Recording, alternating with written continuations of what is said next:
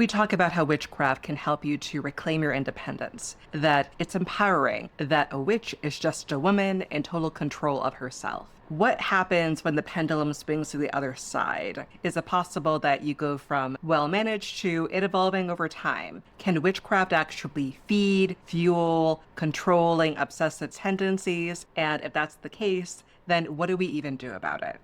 Hi, hello, my name is Emmy. Welcome back to my channel, or welcome to my channel if you're new here. I have had this topic on my mind for a while. The seed was really planted a few years ago when talking to a dear friend of mine. They were working at a metaphysical shop and they did notice a few trends pop up every now and then. There'd be great moments with people who were newer to their practices. Then there would be concerning points in time where she knew she would have to intervene. And the way that she would do so is by disrupting it with the phrase, too much magic, too much witchcraft. As a spiritual mentor, I love that so much because I have noticed at different stages and to different extents in different people that I've served this very behavior happening in real time, or noticing it over time the more that I get to know them. And of course, I'm not immune. It is applicable to me as well.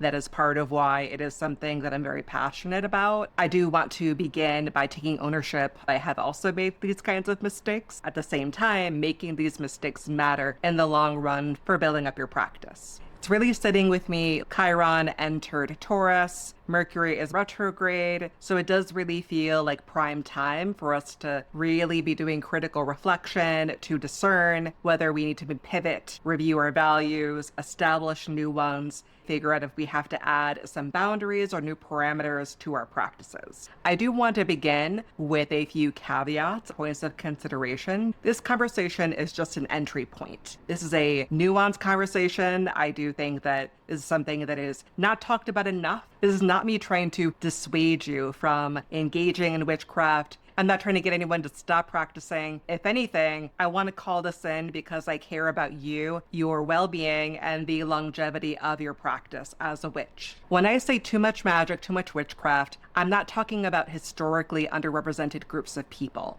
I'm not talking about situations where the spirituality is a closed practice and very tightly wound with culture. I'm not talking about folk practices. I'm not talking about things tied to lineage or diaspora. And I myself do not belong to any closed system. So that's something that I just will not be touching on at all because it ain't my thing. And to speak more specifically to folks that are historically underrepresented, historically marginalized, folks who are trying to leverage spirit, ancestry, who are trying to improve their circumstances, people who are doing invisibility, glamour work in order to just survive being out in the world. That is also different. Trying to make sure you're not being perceived by the wrong types of people is not the same thing. That is a consideration that I want to make sure that we get ahead of because those are all things that other people don't have to worry about the same way as other people. If both things are a type of anxiety, then where is the anxiety stemming from? Which is a talking point that we'll definitely be getting into.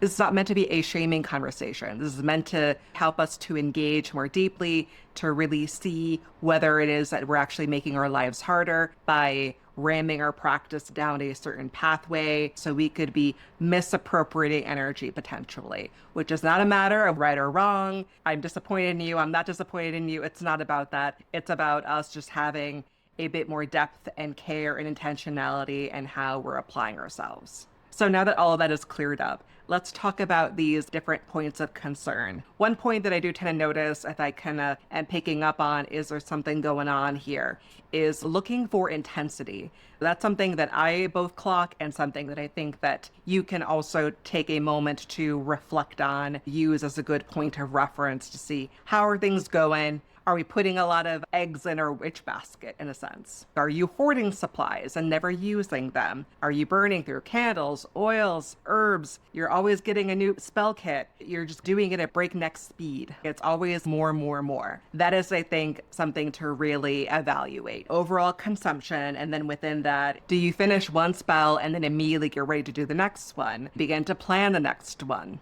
Do you feel unable to sit with a certain degree of uncertainty, which doesn't mean that you're not believing in what the spell can do. That's what I think is underlying within that question. Part of you trusting the process is knowing there's a certain degree of uncertainty until you have seen it manifest. So if there is tension around that waiting portion that is becoming overwhelming, creating a new discomfort, then I think there is a need to take a step back a little bit. So there's something that I think is really a common thread with practitioners is we do love to take action. We know that we're powerful witches. We do believe and know that we have the power and potential to make things happen, to exert our will in the world. And with that, we can sometimes have our anxiety mount, our desire to control creep up, and want to take action as a means of fast tracking the thing that we want. The kind of other through line that is not being said each and every time, but I think also needs to be articulated is that this kind of mentality is teetering into spiritual bypassing. We want what we want, and we want to collapse the timeline and just make it happen as soon as possible. That is something that is very easy for us to fall into if we're not careful. The next thing that I think is really important to examine is the root of the urge. Is it coming from fear? And again, we're not talking about societal, institutional, systemic issues. I myself, as an Afro-Indigenous practitioner, I am very aware that there are some practices that work beautifully for me, some not so much, some that I hold up regularly. But that's, I think, the main point of separation. Where is the fear coming from? Is fear driving your decision making around spellcasting? Not at all, a little, a lot. Are you moving through a difficult life phase? Saturn return is a big one for a lot of us. Our first Saturn square, depending on what your placement is.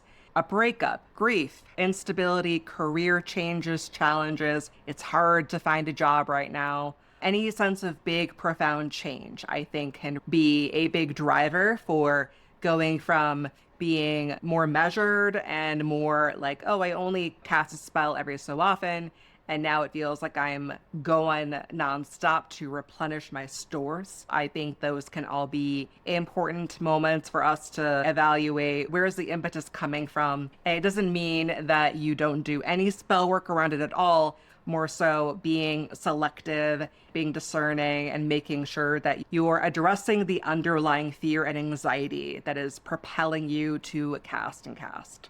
And some life chapters are meant to be uncomfortable. Going back to the Saturn return example, a Saturn return is Saturn coming through to shake things up, to remind you that you need good boundaries. Maybe you have to reevaluate your boundaries, be more discerning about who you have in your life. There might be more arguments, more upheaval, more discomfort, more boundaries and restriction as you figure out what is of value in the long run. If there is a big goal or a lot that you want, Saturn is always there to be like, well, how badly do you want that? Are you really going to lock in and make that happen? That is intended to be difficult. It really is that point you can see yourself leave young adulthood behind and be firmly in adulthood. It's meant to be a shakeup. And by virtue of it being difficult, it does feel very, very cathartic, exciting, and it's celebratory to be able to come out of your Saturn return on the other side, knowing that you were able to weather the hard things and also rise up and do the hard things. They're asking us to evolve. It could be very tempting to want to try to manage these moments, and I appreciate that there could be ways, like my dear friends who run Roots and Ritual, for instance, have made a Saturn Return Oil to provide a little bit of support for folks that are navigating their Saturn returns. That is one thing versus leaning on, okay, I need to do all this extra clearing, all this extra work. Saturn is doing plenty of clearing. If anything, protective magic could be helpful, doing some healing work to help you hear yourself better. Another question to consider is, how do you relate to perfectionism outside of your practice? These kinds of tendencies will bleed into anything and everything that they possibly can. It could be very whack-a-mole in nature. I think that our magic, even though it is something that's grand, it doesn't mean that there's total separation as far as what you personally bring to it. If you struggle with perfectionism in one part of your life, it may very well begin to rear its head in your practice. What is your tolerance for risk? What is your failure tolerance? Are you able to tolerate uncertainty? Or are you able to tolerate failure at all? Some spells will be a flop. Sometimes we end up with a third other thing or a different angle of the thing that we were looking for. And that's the other layer to really reflect on is, are you able to find that multiple outcomes, multiple possibilities, do they feel acceptable to you? Do they feel like, okay, that wasn't quite what I wanted, the way that I wanted, but I got what I needed.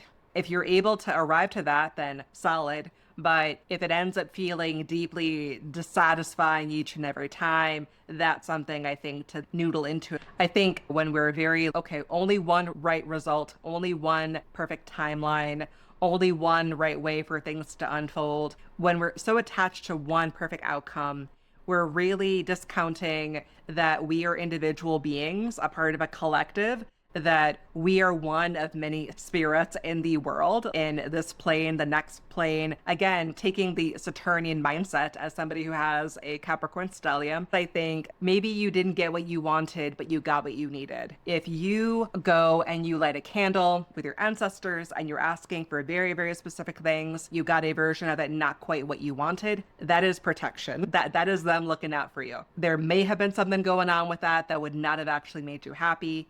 Figuring out how do we shift from collaboration to control, I think can be very illuminating as to why that discontent, that anxiety, that disappointment, that urgency is all bubbling up. And with that is another key thing, urgency and scarcity. I feel like I'm using it to control, I'm using it to try to manage every little layer of life. And it's something that is now becoming a focus, a fixation, as opposed to something that is a part of my life. It's hard to have that feeling. I know a lot of us may feel that, especially if you're newer practitioners or if a lot's going on, if you're in a big state of transition. It must happen the way that I want it to. Otherwise, I miss my chance and that things aren't working out for me. That is not true. You are moving at a good pace. Things happen as they happen. I think, again, speaking to specificity and clocking it, if you're working on petitions, if you're working on wording, things that you want to attract,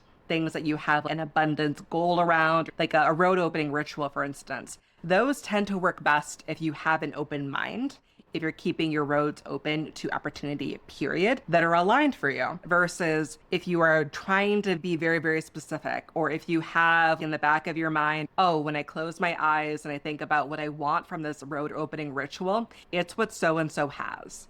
It looks like this person's life. I feel like it could be a very slippery slope. It's one thing if you kind of look and go, oh, I have some clarity about why I want these things, so I'm going to ask for them. It's another to have that, again, urgency, scarcity mindset, feeling of, oh, I have to have what they have, I think is a good moment to invite yourself to be honest, to really evaluate if that is something that you want. If the actual underlying thing is insecurity, you think that if you have what it is that they have, that you will not be insecure anymore.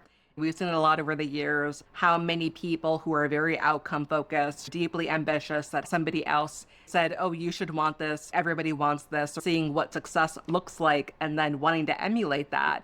Once they have that house, once they have that job, they have, I would love a pension, but they have a pension for a job that they never really wanted, but they were told that they should have, that they should want. And all those shoulds really cut off your ability to listen to yourself. And more often than not, when people go and then they have those things that you should want, they end up feeling empty. They don't feel a sense of triumph, of enjoyment. They don't feel that same feeling of gratification. It doesn't feel like it has that presence of I did it and I wanted it and I'm so proud of me. It instead feels like, oh, I got what I wanted. Why do I feel nothing? That's the worst feeling. The root is that insecurity. It's the envy. It's the desiring what other people have. The Catholic in me was like, do not covet your neighbor. Sorry, everybody, for that. But yeah, I think it's really important to pay attention to when we're getting somebody else involved in some way. And something I think about too when we're doing magic on people, Like, if you are open to love, are you doing self-love spells or are you doing love spells on a particular person? Are you wanting to create opportunities for you all to see each other more, to have your meet cutes? Or are you actually engaging in domination magic, a type of controlling magic, to get them to fall in love with you? We all, at this point, have seen Obsession, so we know better, or you should know better. If you haven't seen Obsession, go watch it and then learn a few things. When we want to open a door, when we want to open a road, if we want to uncross ourselves to welcome in new opportunities, what are we really trying to accomplish here? Are we wanting to be open to connection, or are we wanting to force somebody to only love us the way that we want to be loved? That's not the same thing. That's letting controlling behavior snowball into something far beyond anything that is manageable or healthy. Again, obsession magic, it's not a vibe. And the other thing I really do want to underscore, we're not even getting that into the weeds. After all that I've shared, everything that I've recounted, another thing that I think can be helpful as I went through the nuance and the possibilities of how it could manifest. The other thing that I really want you to sit with is, did you feel uncomfortable? Did you feel like you kind of took a moment to pause? Did you go, oh, that oh is information. That oh is maybe there's a little bit of room for deeper evaluation there, especially for our practitioners that have certain placements in our charts. I have a 12th house moon. So there is a certain degree of, if I don't do what I need to do to have my downtime, to rest, recover, listen to myself, to not be perceived, then it's harder for me to clock whether or not I am in alignment with my values as a practitioner about the kind of spells that I do and don't want to be doing, the kind of spells that work really well for me as far as my chart goes, as far as drawing in, as far as repelling, banishing, etc. Am I listening to me and myself, or am I slipping into something that could be getting away from me? So if you heard these examples, if you felt a little bit like, ooh, kind of hitting close to home, feeling antsy, take a moment to just hold that a little bit more tenderly, get curious about that feeling. Again, we're not about shame here. We're not about putting things on the back burner. Like, oh, Emmy said something that made me feel like I was being called out. And again, I told you, I'm not trying to call you out. I want us to be curious about our practices. Discomfort is often information. Discomfort is not always something to try to subdue. It is really an invitation for us to go deeper.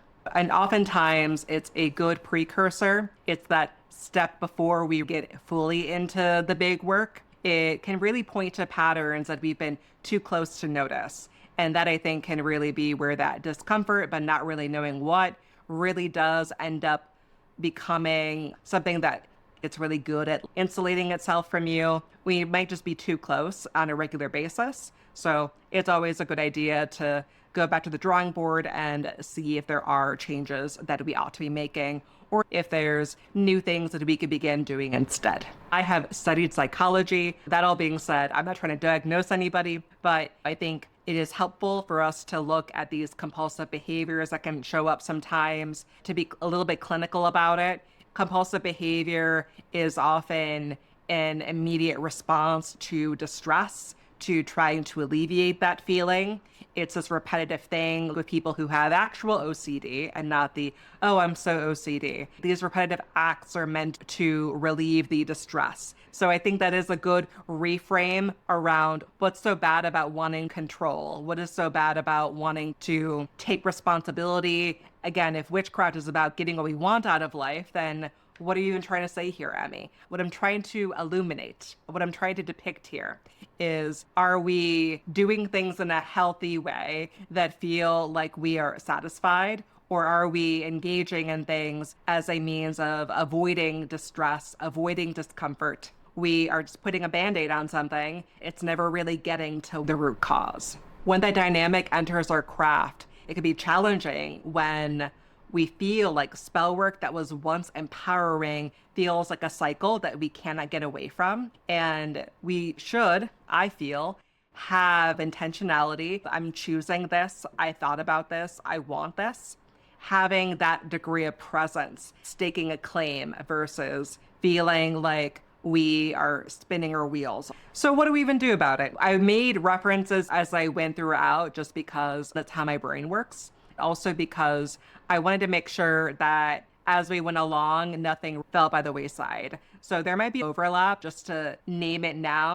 First, I think it's important to pump the brakes. We don't need to do it forever. It's really about creating enough space to reflect effectively, that you don't even need to quit your smaller routines. I'm not saying go from 100% to 0%, no more witchcraft at all. If your daily whispering sweet nothings in your coffee, if that feels supportive and you look forward to it and it does offer stability, then by all means, don't stop doing that. I don't want this to be wholly disruptive. It's not meant to be obstructive to your daily habit. If you know that your routine is very valuable to you, you don't have to do away with everything. If it does feel like you're overwhelmed by the volume of witchcraft, of spell work, then maybe we're going to pause the back-to-back spells. Delay if you have like, oh, I was going to do that working because I did this one and da-da-da-da-da. Maybe you pause that and then address the underlying urgency. And you may have a better idea from that point on whether that is the route that you want to go on. And if you do have divination as part of your practice, one, I think that you should, whether it's tarot, runes, oracle deck. If you are someone who meditates and is a receiver of information, make sure that you're showing up to your altar. That would be an area that I think one should not be backing away from necessarily. But I do think it's important to consult before you go to do another big spell, to really be open to different perspectives on it. One thing that I have become a big fan of in my practice is if there is a time of the year, like the solstice, and I'm thinking, I want to do something I feel like I have to kind of do something. Let me draw some cards. Maybe card 1 is spell idea 1. Card 2 is idea 2. Card 3 is 3. I've talked about this a little bit before on the channel. It's always been helpful for clarifying the outcome, the underlying desire. If idea 1 is the thing that which influencer has that you feel like I should want that too, and you end up getting the 7 of Swords, and you get good major arcana, desirable major arcana. You get the Sun for card 2, you get the High Priestess for card 3. There's nothing like a good being checked by your tarot deck to really help you see just how much we're wanting to control for one outcome versus another. Maybe we really want to force something along that may not be as aligned for us right now as maybe a different opportunity. I think it's important to audit the mundane. What actions have you been taking in your regular life? What conversations have you had? Have you not been having the kinds of chats that you should be? What boundaries have you set? What opportunities have you gone to pursue?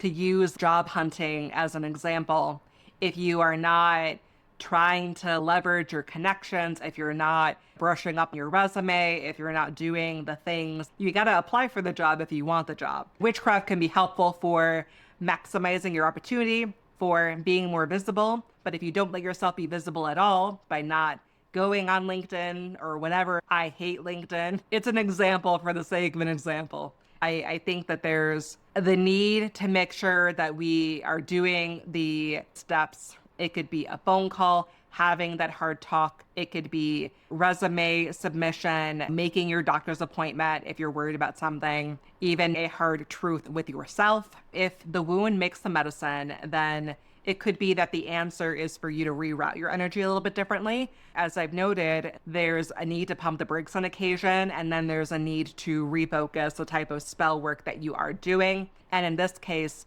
we're mixing up doing the thing with magic, or doing the magic to bolster us for the thing that we are anxious about. The difference being forcing an outcome like, okay, I want so-and-so to reach out to me first because I want us to reconcile, and doing magic to make them come to you.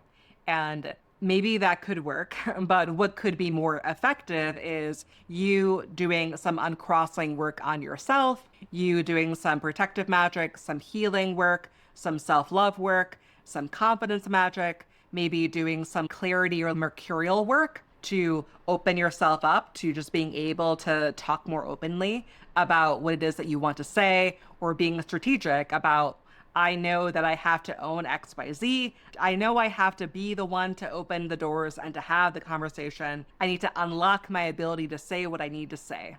I find that it's very effective when we think about additions versus totally subtracting things. We often see that being the case in why dieting the traditional way isn't very effective. When you tell people what they can't have, it's a big bummer. It's a big bummer to be told everything that I love to eat is no longer on the table. It's a big mindset shift when we think about, okay, what can I bring into my daily meals? What can I do differently to feel like I am still me, that I have the culture, that I have the things that I love to do and to have as part of my life? I don't want to sacrifice those things. So thinking about bringing in versus totally subtracting, I think, is a good way to go about it. Maybe it isn't about, I need to fully stop. It could be a matter of, if you feel like you need to still do something because that is your which way, then by all means, maybe the compromise therein is you doing the magic to help you to do the mundane thing. Because in that case, we don't want to be spiritually bypassing. We want to make sure that we are still taking accountability, responsibility for ourselves. Asking for a little boost from the universe is never a bad thing. Notice your body's responses as you go about any layer of this auditing self-work, these self-check-ins. When you think about doing spell work right now, what do you feel? Like, where do you feel in your body? Are you feeling tense? Are you feeling open? Do you feel expansive? Do you feel like anything is possible? Do you feel tension, desperation, anxiety? Because again, you want it and you want it now. I think that's really hard. Our bodies do know a lot, even if our minds are not really in a place right here, right now, to fully acknowledge, accept what it is that is on the table. And I do think an important layer in reviewing our practices, the other thing that could also be at play is that we're not checking in on kind of the different capacities. If you are also a nerd, then thinking about it like this character, this like class of character has this type of agility, they have this intelligence, maybe they're lower on brute strength, but they have the ability to strategize and they have that as a power instead. We all have different capacities as practitioners. So really thinking about, what is your energetic capacity? And could that be part of why the control issue is coming up? There could be a need to expand capacity, or to be more discerning about, I only have so many spoons. We only have so much to go off of. Am I really utilizing things as effectively as I could be? Seasonal capacity is also an important aspect to clock, I think, because we're talking about it both ways. If winter is for banishing, for protective magic, for doing the seed planting, doing the shadow work to really allow ourselves to integrate and then be visible when the sun is also more visible, it could be that there's a misalignment that way. It could be that you're trying to do a lot of abundance work, or you're trying to do all these different road openers. Meanwhile, there are several retrogrades and the malefics may be doing a thing in the sky. It's just not feeling as open as maybe other times could be a bit more conducive. Going back to the whole concept of right conditions, we need to make sure that we're considering right conditions. There's also, I think, your emotional capacity as a practitioner. Going back to that fear, anxiety, the insecurity, the not feeling like you deserve whatever it is that you're also wanting to call in. Spend that time in therapy, really letting yourself heal enough to build the capacity for then receiving the type of care and love that it is that you are wanting. There's a few different spell reversal candles that I was eyeing at Roots and Ritual, and I really love that there's a love uncrossing, basically, that there's a block around receiving love, around not loving yourself. Like, oh, I don't deserve to feel XYZ, or I don't deserve to feel supported by other people. That there could be some uncrossing work to be done in that area. I think it's important to remember that not every desire needs to be pursued immediately. We need to evaluate what lives under that desire before we go and expel a lot of energy, time, and effort to making it happen. Again, this is about me wanting you to feel successful in your practice. I want you to feel like a successful witch. I want you to feel like your practice is serving you. I want your practice to support your life. We have to make sure that we're always checking in, that we're asking the difficult question of, are we serving our practice, or has our practice begun to serve our anxiety? When we're putting so much pressure on the outcome, we stop listening to ourselves, our intuition. We're not listening to the signs from our guides, from our ancestors, from deities who are like, eh. We overlook as well what's already working because we're so fixated on what it is that we want, and we want it that way. We're taking for granted what is going well. And eventually we do become so exhausted, burnt out, so demoralized. We're trying to force an outcome, and that pressure, maybe that's the thing that's not working. And I do want us to feel like we are in harmony with our practices, our environment, with our local dead, with our spirits. I think it's really important to evaluate, is it the spell isn't working, or is it actually the pressure behind it that's really killing the vibe? That's all for this one. Thank you to my patrons for sponsoring this video. I have a few limited time readings. I have Page of Cups. That's my psychic witch reading. We look at your chart and I will go over the signatures that are giving psychic, also pointing out if there are areas of blockage, things that need to be evaluated or addressed or at least called in. My Chiron and Taurus reading is also now live. That is asynchronous. You will get a recorded reading to look back on and reflect on all of the wisdom that Chiron is possibly going to bring your way. The themes that could be central to its time in Taurus. Options for your busy schedule. Like, subscribe. Let me know if there's anything that I noted that you're wanting to employ either this week, in the month, anything that maybe you're wanting to fold into your routine, into your spiritual practice, because you feel it may be helpful going forward. I really do hope that this helps you to approach your practice with a more balanced mindset, with a lot more care, self-compassion, and you are very capable. I want it to be right effort, right modality. So whether it is that you have the audacity in a mundane way, or if you're doing it magically, I want to make sure that you pick the right thing for you. That's all for that one. Bye-bye. Bye-bye. Bye.